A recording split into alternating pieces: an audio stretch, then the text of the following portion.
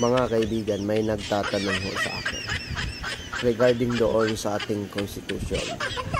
Payag ba raw ako na may baguhin sa konstitusyon? Yes po, papayag ako doon na hindi buong konstitusyon ang babaguhin. May ilang provision lang na pwedeng baguhin dyan sa konstitusyon na yan.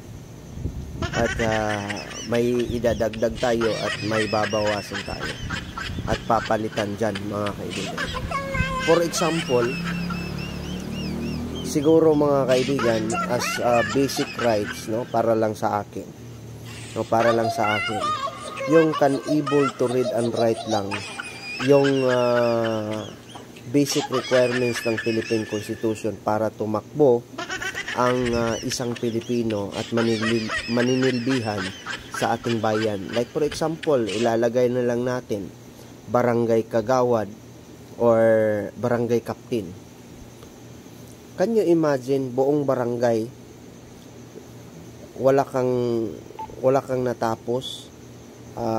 Yan ang iano mo in the modern highly civilized of the humanity. Kung ganyan ho mga kaibigan, mas mabuti pa yung nagtrabaho doon sa minute burger.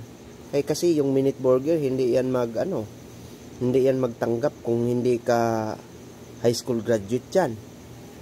Ikaw, humahawak ka ng paano mo yan i-roll, mga kaibigan? Hindi naman lahat na ganun, pero yan po ang dapat baguhin, katulad sa ibang bansa.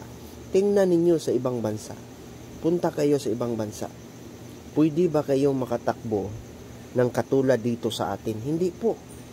Yan lang po ang gusto kong may partido na babaguhin, mga kaibigan.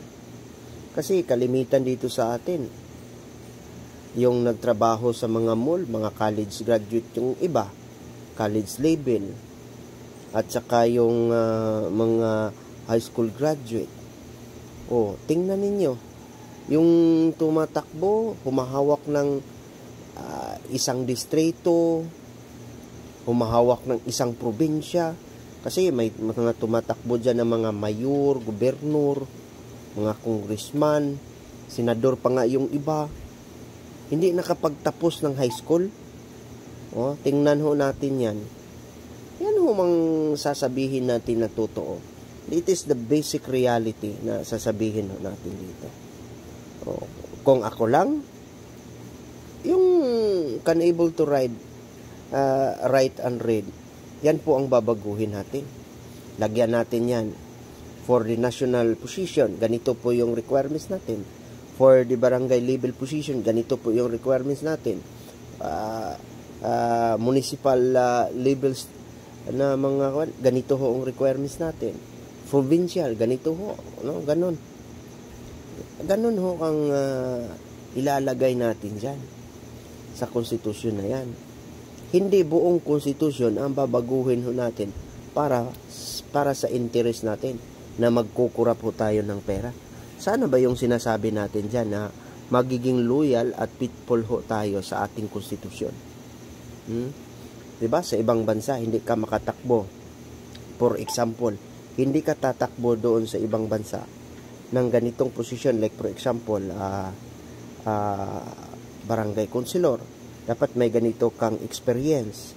Tatakbo ka ng municipal mayor, municipal councilor. Ganito ho yung experience mo. Labas doon sa nag-graduate mo ng mga kurso.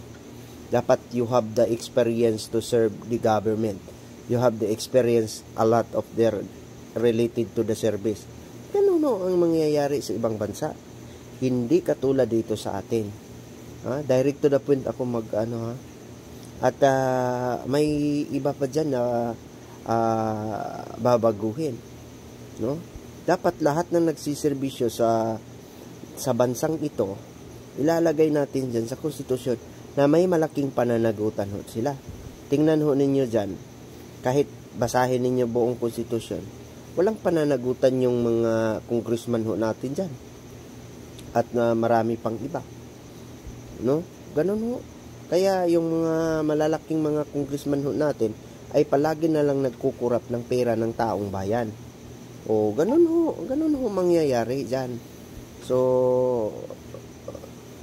tapos na ako. Kaya, imagine niyo yan. No?